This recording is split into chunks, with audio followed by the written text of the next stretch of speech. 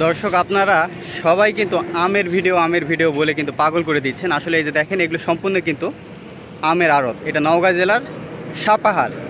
এখানে আমের আড়তের কার্যক্রম চলছে, মানে প্রস্তুতি চলছে। এখনও কিন্তু আম ওঠেনি বাজারে।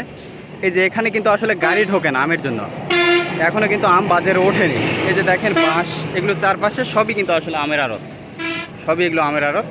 এখনও আমের সিজন হলেও কিন্তু আম এখনও ওঠেনি। অনেকে বলতেছেন যে আসলে অমুক তারিখে অমুক আম উঠবে, আসলে গাছে পরিপক্ক না হলে কিন্তু আম উঠবে না। সেভাবে কিন্তু এখন আম একটাও ওঠেনি। এপাশে কিন্তু আসলে গাড়ি ঢুকতে পারে না আমের জন্য, কিন্তু এখনও আপনারা লক্ষ্য করেন একটি আমও ওঠেনি বাজারে।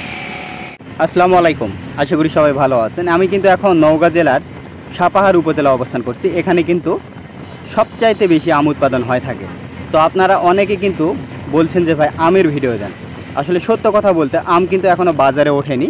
এই যে আপনারা দেখেন রাস্তার দুপাশে যত গাছ দেখছেন সবই কিন্তু আমের বাগান। এগুলো একটা মজার তথ্য দিয়ে রাখি, এখানে কিন্তু আম ছাড়া অন্য ফসল চাষ হয় না, কারণ এখানে পানি নাই, অত্যন্ত উঁচু জমি, এঁটেল মাটি, এই জন্য আম ছাড়া অন্য কিছু ফসল হয় না।